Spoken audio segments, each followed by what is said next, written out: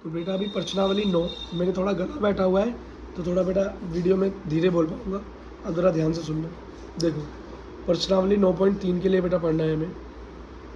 Pen बेटा दूसरा दो।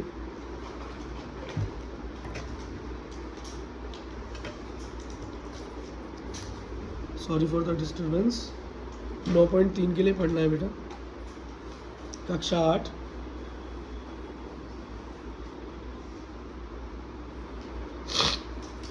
और चैप्टर 9 क्षेत्रमिति। बेटा क्षेत्रमिति में हमें अब क्या पढ़ना है, अब हम आयतन के पास आ गए। कहाँ गए बेटा, आयतन के पास। बेटा आयतन में हमें 2 मेन फिगर पढ़नी है, 2 ही आकारों के बारे में जानना है। पहला है घना।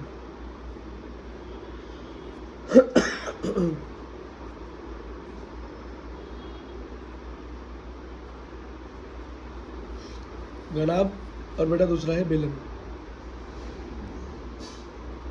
इन 2 के बारे में जानना है बेटा। उससे पहले आप जानो ये आयतन होता क्या है। वैसे इसे इंग्लिश में वॉल्यूम कहते हैं। इसका मतलब होता है बेटा किसी भी आकार के अंदर कितनी जगह है, कितनी कैपेसिटी है चीज़ों को रखने की। जैसे कि बेटा मानो आप दुकान से एक बोतल लेकर आए पेप्सी की,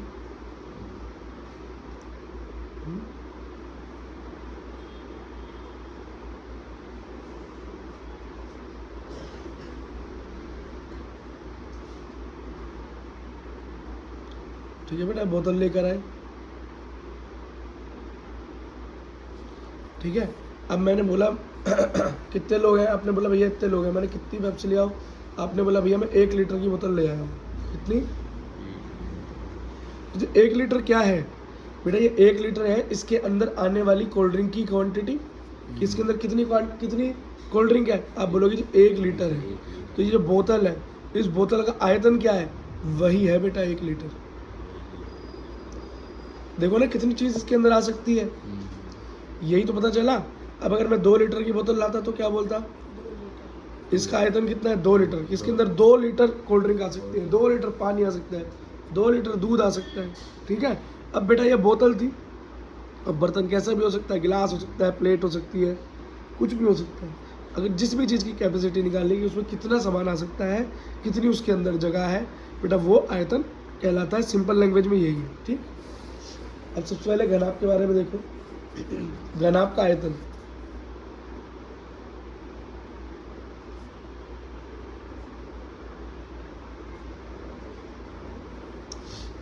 बेटा घनाभ के बारे में आपको एक बात तो पता ही है कि घनाभ की ऊपर नीचे और आगे पीछे की ही साइडें आपस में बराबर होती हैं, भुजाएं बराबर होती हैं, सारी आपस में बराबर नहीं होती, ठीक है। बेटा डस्टर लेके आओ।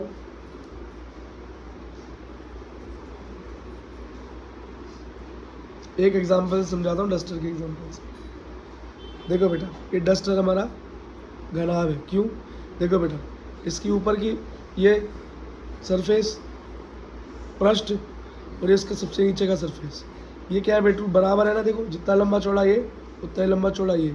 अब बेटा ये वाली जो भुजा, ये साइड वाली, ये साइड वाली भुजा जो है किसके बराबर है, इसके नहीं, इसके, ठीक है।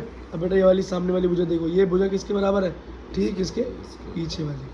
लेकिन सारी भुजाएं आपस में बराबर नहीं है, सिर्फ आमने सामने वाली भुजा ही बराबर है। अब इसके अंदर देखो एक चीज़ देखो, एक तो होती है इसकी ऊंचाई, ये मान लो घनाभ है तो कितना ऊंचा है, ये है इसकी ऊंचाई, कितना लंबा है, ये इसकी लंबाई, और ये है इसकी बेटा चौड़ाई या मोटाई। बस समझ में आ गई, ऊंचाई, लंबाई और चौड़ाई या मोटाई, ये बातें बेटा बिल्कुल ध्यान रखना, ठीक है। इसी हिसाब से इसका फॉर्मूला क्या बनता है भाई, L गुणा B गुणा H। L मतलब लंबाई, B मतलब चौड़ाई, और H मतलब ऊंचाई। समझ में आ गया, यही बेटा इसका फॉर्मूला है। अब एक चीज याद रखना, अगर कोई बोले घनाभ के आयतन का फॉर्मूला तो LBH, L गुणा B गुणा H, ठीक है। लेकिन आपसे कोई बोले आधार का क्षेत्रफल कैसे निकालोगे, इसका आधार क्या होता है बेटा, जिस पर ये टिका हुआ है, जिस पर ये डस्टर कहाँ गया, जल्दी रहो बेटा। इसका आधार क्या होगा बेटा, इसका जहाँ ये टिका हुआ है, तो ये मान लो ऐसे टिका हुआ है, ये मैंने ऐसे रखा हुआ है, तो उसका आधार क्या है, बेस क्या है, यही है नीचे वाली। और खाली सिर्फ ये निकाल लो कि भैया कितनी जगह घेर रहा है कोई ज़मीन पर, उसका क्षेत्रफल निकालो सिर्फ उसके आधार का। तो कैसे निकालोगे घनाभ के आधार का क्षेत्रफल, बहुत आसान है बेटा, लंबाई, इसकी लंबाई, ये रियल लंबाई और इसकी चौड़ाई। ऊंचाई से तो लेना देना कुछ है ही नहीं बेटा, क्योंकि जो सरफेस नीचे लग रहा है, जो नीचे की, ये नीचे की तरफ जो ये क्षेत्र लग रहा है, ठीक है, जो ये नीचे की तरफ देख रहे हो जो आधार है, इस आधार में बेटा सिर्फ लंबाई है और इसकी चौड़ाई है, उतनी ही तो जगह घेर रहा है। ऊंचाई से तो कोई लेना देना है नहीं, ऊंचाई से तो सिर्फ आयतन का लेना देना है। क्यों, जितनी ऊंचाई होगी उतना ही इसके अंदर, मान लो एक खोखला होता तो इसकी जितनी ऊंचाई होती उतना ही तो उसके अंदर समान आता, और लंबाई और चौड़ाई भी देखी जाती। लेकिन जब बात कर रहे हैं ज़मीन पर रखा है तो कितनी जगह घेर रहा है, तो जितनी इसकी लंबाई और चौड़ाई है, ऊंचाई से क्या लेना देना। तुम बेटा तुम मान लो 5 फुट के हो, तुम ज़मीन पर खड़े हो, तो तुम कितनी जगह घेर रहे हो, जितने आपके पैर हैं, जितने आपके पैरों ने ज़मीन पर जगह घेर रखी है उतनी जगह घेर रखी है आपने। सिर्फ लंबाई चाहे आपकी 5 फुट है चाहे 10 फुट है, कोई फ़र्क नहीं पड़ता। तो आधार की लंबाई, आधार का क्षेत्रफल कोई पूछे, घनाभ के आधार का क्षेत्रफल कैसे निकालेंगे, लंबाई गुणा चौड़ाई। बस ये 2 बातें ध्यान रखना बेटा, ठीक है। तो इसके बाद आता है जी हमारा बेलन। क्या आता है, गोल संरचना है,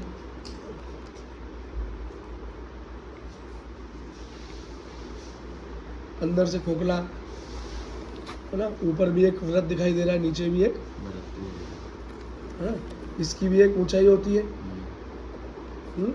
और बेटा नीचे वृत्त दिख रहा है तो वृत्त के बीचों बीच एक लाइन ऐसी जाएगी जिसे परिधि बोलेंगे, रेडियस बोलेंगे या परिधि बोलेंगे। समझ में आ गई, ठीक। तो बेटा इसका फॉर्मूला क्या होता है, अब इसके अंदर जहाँ भी बेटा ये समझ लो सर्कल आ जाए, ये क्या आ जाए, वृत्त आ जाए, तो वहाँ 2 पाई तो अपने आप आ ही जाएगा। तो 2 पाई तो उसमें लगेगा नहीं, इसको डबल है सर्कल तो पाई लगेगा, खाली इसका हो गया पाई r स्क्वायर h, मतलब इसकी ऊंचाई। ये क्या है बेटा, बेलन का आयतन का फॉर्मूला।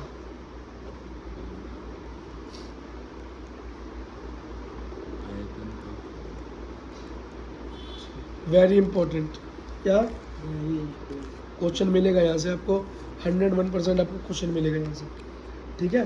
अब एक क्वेश्चन करते हैं बेटा, एग्जाम्पल नंबर 8। एग्जाम्पल नंबर 8 देखो बेटा कैसे हो रहा है।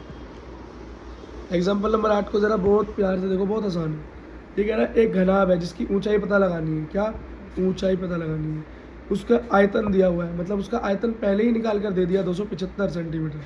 आधार का क्षेत्रफल मतलब जितनी वो नीचे ज़मीन पर रखा है, मतलब L गुणा B दे रखी है, ठीक। तो क्या क्या दे रखा है आपको और क्या निकालना है, सिर्फ ऊंचाई निकालनी है। देखो करते हैं,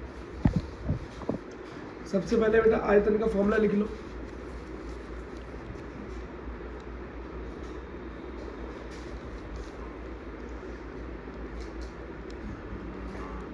तो घनाभ के आयतन का फॉर्मूला क्या है, देखो क्या पढ़ा था हमने, L गुणा B गुणा H, और आयतन पहले ही निकाल कर दे रखा है, यहाँ पर कितना दे रखा है 275। कह रहा है आधार, जो इसका आधार है उसका क्षेत्रफल पहले दे रखा है। आधार मतलब जितनी जगह पे ज़मीन पे रखा है, और मुझे पता है वो कितना होता है, लंबाई गुणा चौड़ाई। लंबाई गुणा चौड़ाई कितनी दे रखी है, इसका मतलब 25 सेंटीमीटर, और ऊंचाई दे नहीं रखी, तो H को ऐसे ही लिखो, यही निकालना है। तो अब क्या करोगे, H यहीं रह जाएगा, ऊंचाई एक गुणा में उधर जाके भाग में हो जाएगा, 25 से कम 25 बचा 2, 25 से कम 25, तो बेटा ऊंचाई आ गई 11 सेंटीमीटर। बस बेटा खत्म क्वेश्चन, ठीक है, आसान था। अब एक क्वेश्चन और देखो,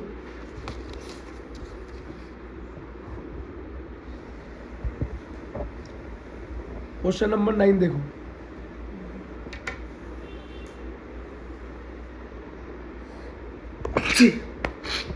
सॉरी, कह रहा है गोदाम है घनाभकार, उसकी लंबाई चौड़ाई ऊंचाई है, इस तरह से अब लिखा है ना, गुणा गुणा गुणा, तो अब क्या समझोगे, लंबाई चौड़ाई ऊंचाई LBH दिया हुआ।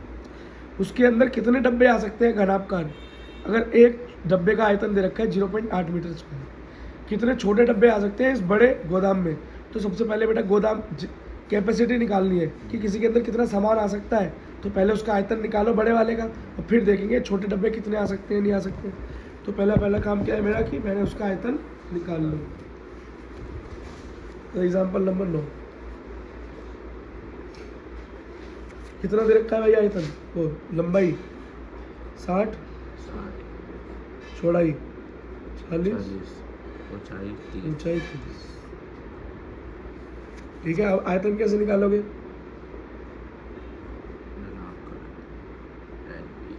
घनाकार गोदाम का आयतन, मतलब ये पता लगाना कि इसके अंदर कितनी जगह है। L गुणा B गुणा H, यही होता है लंबाई गुणा चौड़ाई गुणा ऊंचाई। तो 60 गुणा 40 गुणा 30, देखो 6 चौक 24, 24 तिया 72, और 3 0 1 2 3 0 तो 72 मीटर ये आयतन है। तो क्यूब में आएगा, क्यूब में। आयतन को बेटा हमेशा क्यूब में मतलब घात 3 में लिखते हैं। जैसे क्षेत्रफल को घात 2 में लिखते हैं, आयतन को घात 3 में लिखते हैं। हमेशा ध्यान रखना है इस बात को, ठीक है। अब बोल रहा है इसके अंदर छोटे छोटे डब्बे रखने हैं, छोटे छोटे आयताकार डब्बे रखने हैं, छोटे छोटे। तो रख देंगे, कोई दिक्कत नहीं। कह रहा है कितनी जगह चाहिए, कितनी, इस जगह में कितने आ जाएंगे। तो एक डब्बे का आयतन दे रखा है छोटे वाले का 0.8 मीटर क्यूब। अब बड़े वाले में से इन छोटों को भाग कर दो, पता चल जाएगा। क्या कर दो? भाग कर दो। बेटा समझो, इसको एक और तरीके से समझाता हूँ, आपको ऐसे समझ में आ गया होगा, नहीं आया तो समझो। मानो आपके पास 100 रुपये थे। अब मैंने बोला भैया एक चॉकलेट आ रही है जो 10 रुपये की है। तो आपने कहा ले बेटा 100 रुपये ले जा और चॉकलेट खरीद ला। कितनी चॉकलेट लेकर आओगे? 10। कैसे पता लगाया? 10 की एक है ना। हाँ, तो आपने 100 से भाग कर दी, तो 10 धाम 100, 10 चॉकलेट निकली। जब बेटा में बड़ा होता है और छोटा है तो पता कैसे लगाओगे? भाग कर दोगे। तो अब क्या करोगे बेटा? 72,000 को 0.8 से भाग दे देना और आपका उत्तर आ जाएगा। ठीक है, उत्तर मेरा क्या आया? 90,000। जिस बच्चे को बेटा ये नंबर वगैरह काटने नहीं आते वो हमारी पुरानी क्लासें देखे। बाकी एक आइडिया दे देता हूँ। 0.8 है तो बेटा जब पॉइंट हटता है तो खाली 8 रह जाएगा।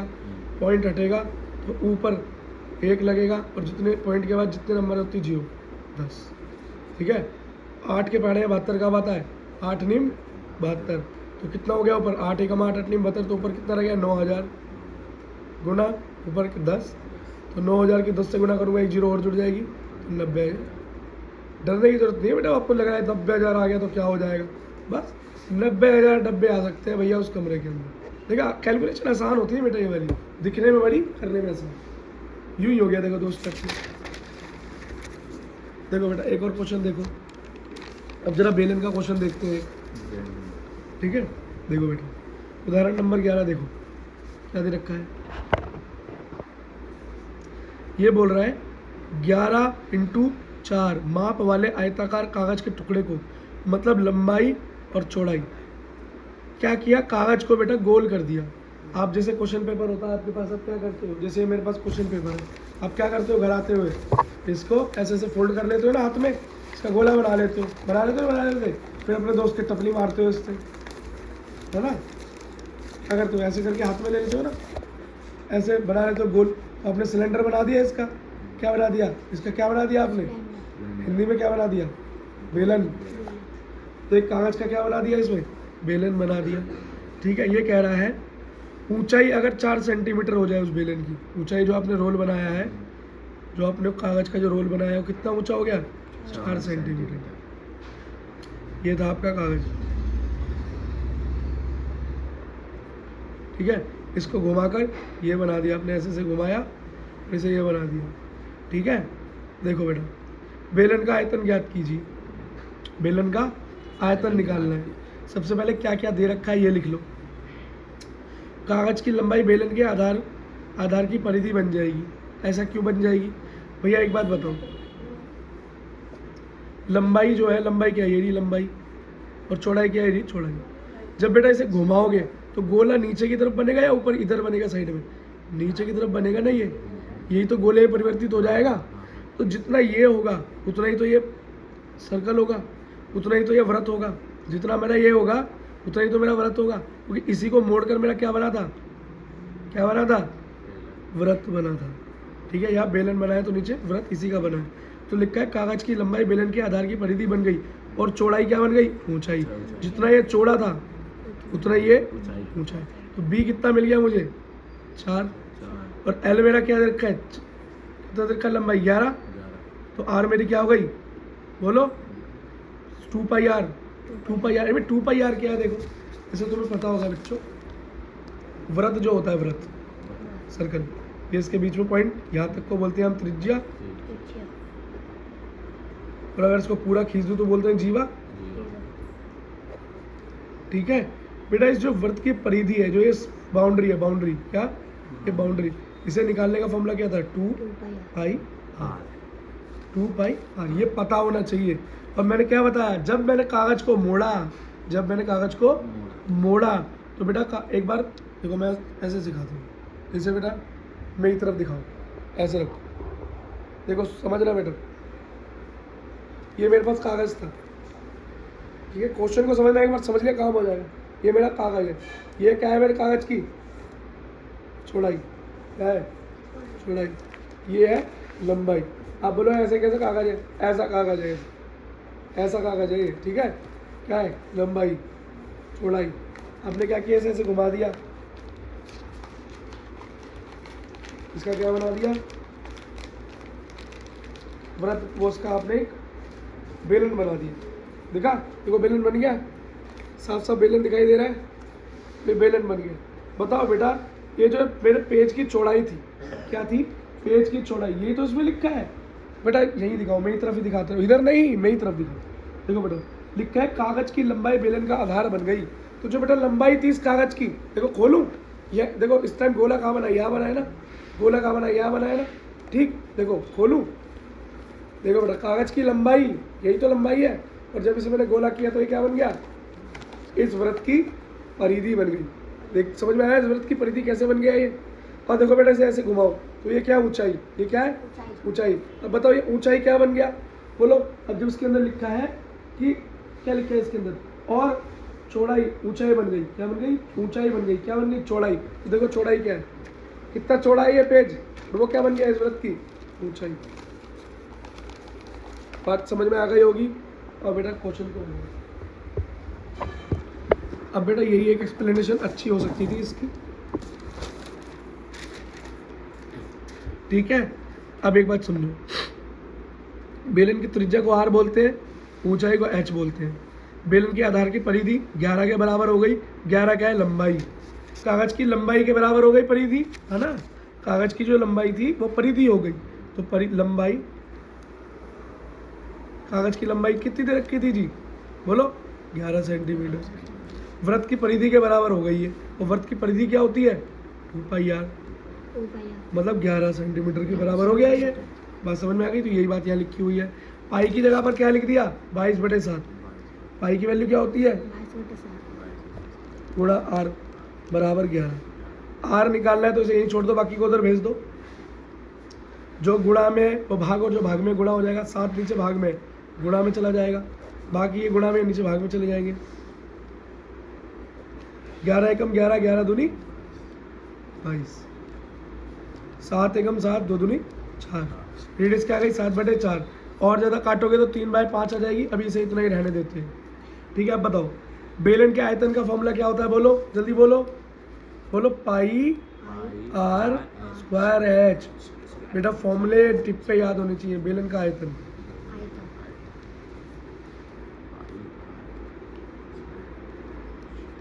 ठीक, पाई की वैल्यू क्या 22/7। आर क्या निकाला आपने 7/4, 7/4 का स्क्वायर। और एच कितनी है, बोलो एच कितनी है 4।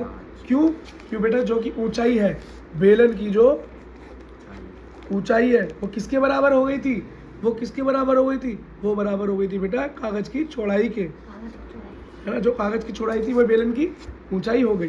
ठीक है, अब जरा करो। 7 का स्क्वायर मतलब 7/4 गुणा 7/4 गुणा 4 लिख सकता हूँ।